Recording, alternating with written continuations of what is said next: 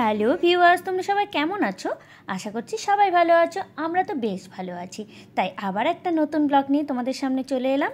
এখন বাজে প্রায় ওই 4:10 মতো। আর গুড্ডুকে আমি স্কুল থেকে নিয়ে এসে তারপরে খাইয়ে দাইয়ে ব্লগটা শ্যুট করছি।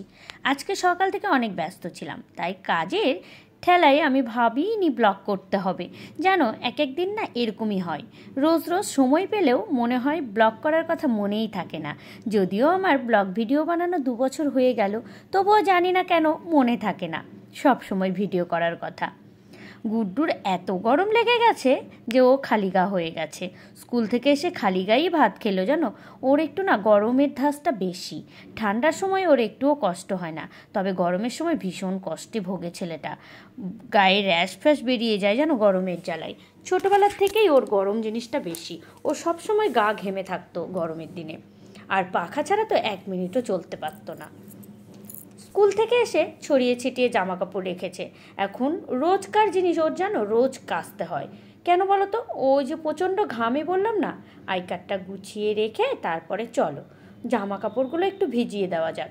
কেননা ওর রোজকার জিনিস যদি না কাছি আমি, তাহলে প্রচণ্ড ঘামের গন্ধ থাকে ওর।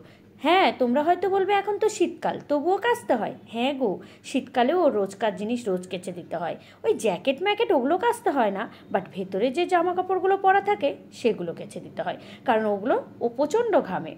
ওই ঘামের জন্যই কেচে দিতে হয়।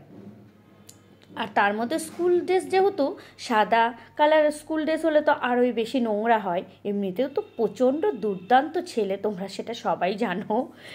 চলো এবারে এই যে ভেজা একটা নাইটি ছিল, এটা এখান দিয়ে ঘরের সামনে দিয়ে ঝুলিয়ে দেওয়া যাক। তোমাদের দাদাভাই এই ঘরের সামনে ঝুলোনো জিনিস দেখলেই বহু ক্ষেপে যায়। বলে কি, তুমি ঘরের সামনে ছাড়া নাড়তে পারো না? তো আমি বলি, ঘরের সামনে ছাড়া কোথায় নাড়বো, এখানে তো আর জায়গা নেই নাড়ার মতো। সেই কারণেই ওখান দিয়েই আমাকে নাড়তে হয়। ঘরটা একটু সাথে সাথে ঝাড় দিয়ে নিলাম, কারণ বিকেলে সন্ধ্যার আগে দেখবে ঘর দৌড় না ঝাড় দিলে একদম ভালো লাগে না। ওই যে সন্ধ্যে প্রদীপ দিতে হয় না, এই কারণে। এবার ওকে জামাটাও পরিয়ে দেব। চলো এবার আমি ফটাফট করে আগে জামা কাপড়টা ভিজিয়ে দেওয়া যাক। বাথরুমে যেন সন্ধে সন্ধে হয়ে গেছে, লাইট ছাড়া চলাচল করাই যায় না। এমনিতেও ওই দিনের বেলাও লাইট লাগে, কেননা ঘরে অ্যাটাচ বাথরুম হলে লাইট না দিলে আমার মনে হয় প্রত্যেকটা বাথরুমে অন্ধকার হয়। সেই কারণে, যদিও বাথরুম বিষয়ে ভিডিওতে বলা উচিত না, তাও বললাম আমি। চলো এবার আমি জামা কাপড়গুলো ডুবিয়ে দিই। ও হ্যাঁ, আর জানো গুড্ডুর এক্সাম শুরু হতে মোটামুটি 2 থেকে 3 দিন বাকি আছে। স্কুল আর বেশি দিন হবে না, আর 1 দিন মতো স্কুল হবে, তারপরে গুড্ডু স্কুল শেষ। স্কুল শেষ হয়ে গেলে খুব খারাপ লাগবে। গুড্ডুর হয়তো বা এই কুশমন্ডি স্কুল, হয়তো বা না, একদমই ঠিক, মানে গুড্ডুর এই কুশমন্ডি স্কুলে ক্লাস করা আর একটা দিন মাত্র বাকি। কালকে স্কুল গেলেই গুড্ডুর কুশমন্ডি স্কুলের শেষ দিন ক্লাস করার। তারপরে এক্সাম হয়ে গেলেই তো আবার অন্য স্কুলে অ্যাডমিশন। লাইফটা কেমন যেন হয়ে যাচ্ছে, যত দিন যাচ্ছে তত আরও জটিল থেকে জটিলতর হচ্ছে। কি করব বলো? ট্রান্সফারের জব হলে এই রকমই হবে। মাঝের মধ্যে মনে হয় বাড়ি চলে যাই, তবে তারপরে ওই যে গুড্ডু তার বাবাকে ছেড়ে থাকবে আর আমি আমার বরকে ছেড়ে থাকবো, এটাই হলো সত্যি কথা। এই জন্য ভালো লাগে না, কেউ কাউকে ছেড়ে থাকতে পারি না। আসলে অনেক বছরের অভ্যাস তো, তাই। সন্ধেবেলা একটু চপ ভেজে নিলাম, আর সাথে ছিল ধনেপাতার চপ আর হলো বেগুনি। যদিও কালকে একটা ছুটির দিন মনে হয় সম্ভবত, তাই এই চপটপ ভাজা চলছিল। এখন ওই সন্ধেবেলা এগুলো খাওয়া দাওয়া হবে, তারপরে রাত্রিবেলা কী রান্না হয় পরে তোমাদের সাথে শেয়ার করব। দাঁড়াও, এই ব্লগটা মনে হয় আর কন্টিনিউ করা হয়নি, পরের দিন সকালের ব্লগ দেব তোমাদের।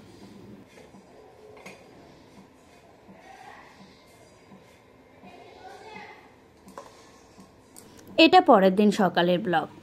পরের দিন সকালে আবার যথারীতি স্কুলের জন্য টিফিন বানানো, ঘরের বাসি কাজ ছাড়া রান্না বান্না, ব্রেকফাস্ট করা, তারপরে স্কুলে দিয়ে আসা। এই তো সকালবেলার আমার রুটিন। তার মাঝখানে একটু যদি সময় পাই তাহলে একটু পড়তে বসানো। অবশ্য জানো, স্কুল থাকলে না সকালবেলাটা সময় পাচ্ছি না পড়তে বসানোর। ভাবছি যে ওইখানে নতুন ভাড়া বাড়ি গিয়ে আমি ওকে একটা টিউশনই দিয়ে দেবো সকালবেলাটার জন্য অন্তত।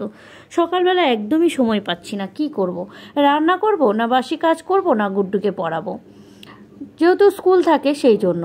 যদি স্কুল না থাকে তাহলে আমার রান্নাটা দেরি করে করলেও হয়, সকালে যা হোক কটা ব্রেকফাস্ট করে নিলাম, তারপরে যেটা হচ্ছে সেটা খেতে তারপরে আবার পড়াতে বসতে পারি। কিন্তু স্কুল থাকলে তো তা সম্ভব না। না, স্কুল থাকলে রান্নাটা মানে সময় মতো করে নিতে হয়, ওকে একটু পেট ভরিয়ে খাইয়ে দাইয়ে তারপরে টিফিন বানিয়ে দিতে হয়, রুটিন হিসেবে টিফিন দিয়ে দিতে হয় কোন দিন কোনটা। এই তো এই কারণে আমার আর হয়ে ওঠে না সকালবেলা ওকে নিয়ে বসানো। তার ফাঁকে একটু সময় পেলে গান রেওয়াজে দিয়ে দেই, হারমোনিয়ামটা দেই। এখন অবশ্য একটু বড় হয়েছে তো একা একাই একটু হলেও গানটা রেয়াজ করে।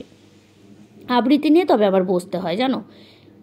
এই তো অনেকেই বলে সময় কাটে না আমার, কিন্তু আমি জানি না আমার সময় কোন দিক দিয়ে দৌড়ে চলে যায়, আমি ধরতেই পারি না সময়কে। হয়তো আমিই সময়ের সাথে তাল মিলাতে পারি না, তাই হবে হয়তো, জানি না। তো যা হোক, আমি আজকে সকালবেলা ব্রেকফাস্টে সেরকম কিছুই বানাইনি, ঘরে সবজি নেই জানো, সবজি আনতে যেতে হবে, তাই একটু আলু ভাতে করে নিলাম, বেগুন ভাজা, আলু সেদ্ধ আর বেগুন পোড়া, আর সাথে ওই ঘি লবণ। ওহ, জমে যাবে খাওয়াটা বলো, শীতের সকালে এইরকম সেদ্ধ ভাত সাথে আলু সেদ্ধ বেগুন পোড়া হলে আর কি লাগে।